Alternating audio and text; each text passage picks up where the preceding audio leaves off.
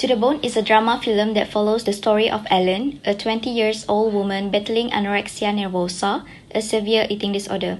Despite multiple failed treatment attempts, Ellen's health continues to decline. She is highly knowledgeable about calories, fears food, and struggles with deep emotional issues tied to her family, including an absent father, a bipolar mother, and a supportive step-sister.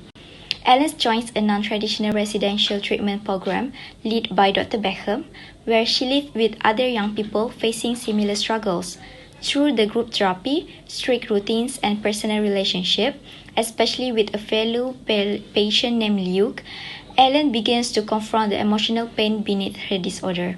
After a setback causes her to relapse, she briefly stays with her biological mother, who attempts a nurturing, childlike approach to help Ellen reconnect with herself.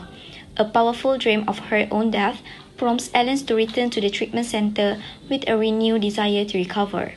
The film realistically portrayed the emotional, psychological, and relational struggles of anorexia, emphasizing that recovery is possible, though not easy, and required both personal strength and compassionate support. The movie claims to focus on anorexia nervosa, but is it really true? Let's dive in. So, according to DSM-5-TR, the main guide for diagnosis mental disorder, the symptoms are food intake restriction, fear of gain weight, binge eating, uncomfortable with body shape and weight.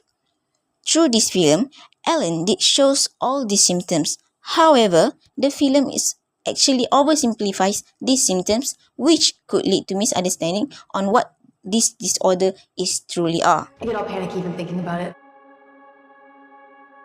Like the world was gonna fall apart. When she slit her wrists, she left me the fucking note. You know what her parents did? They sent me pictures, so I'd really know what I'd done. Do you see that? Do you see what you look like? Like a ghost. Do you think that's beautiful? No. I've got it under control. It's okay. Nothing bad's gonna happen. How many people do you think are down there? Like 2 million? I bet a bunch of them who are about to die just said the exact same thing. If you die, I will kill you. There's not much left of you to lose. What's going on with you? Nothing. I'm not a person anymore. I'm a problem. You have no idea how I'm feeling. And what, you want to help people? What are you, a doctor now? I think I haven't seen that thing that you do. What thing? Making sure your arm doesn't get bigger than what? Silver dollar?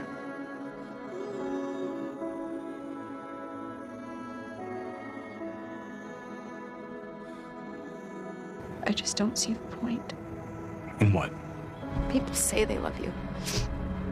But what they mean is they love how loving you makes them feel about themselves.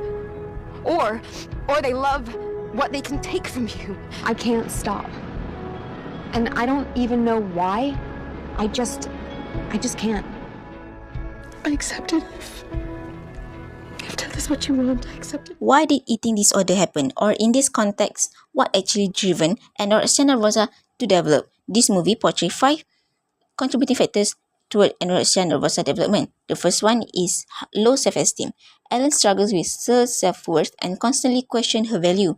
Her identity seems tied to her body image and her illness.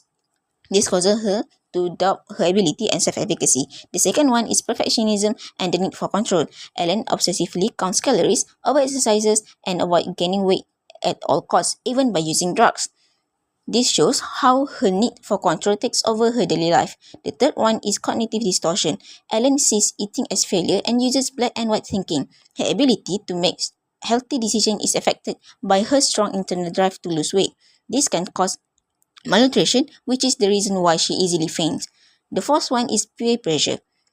At the recovery center, the competition among patients is very common. This competition made it hard for her to detach from this negative behavior due to lack of support. Lastly, social and interpersonal trauma. Ellen comes from a dysfunctional family with an absent father, and she carries the guilt from a past incident where someone committed suicide after being influenced by her art. These emotional wounds make her eating habits as a way of coping with the guilt, and she even seems proud of it. One powerful moment is when Megan, another patient in the center, suffers a miscarriage. This triggers Ellen's trauma and guilt, leading to emotional overload. In the end, she runs away from the center due to this overwhelming stress. Based on research by Bozola et al. 2024, highlighted that low self-esteem, over-control personality traits, and negative social experience are linked to the onset of eating disorders. The study also emphasized the roles of genetic predisposition, environmental factors, and cognitive underperformance in memory and emotional regulation in eating disorder development. Misconception in the movie. First one is making the audience feel guided and support through the movie. As an example, purging method could serve as how-to guide for vulnerable and individual or glorify the illness. Second, movies always simplify a complex journey into digestible narrative, but to the bot might intentionally convey a simplistic or overly quick recovery. But the reality is often involve relapse and require intensive and multifaceted treatment. Last one, in the movie, highlight on physicality over mental anguish.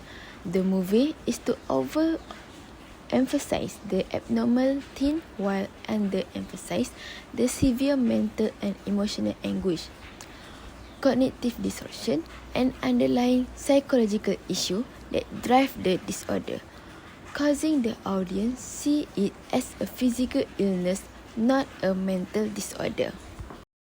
So that's all for our video analysis for today.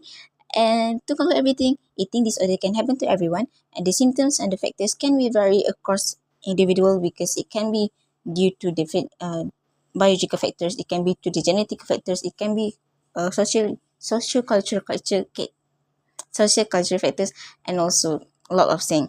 So I hope everything is clear, and now you know about anorexia nervosa. Bye.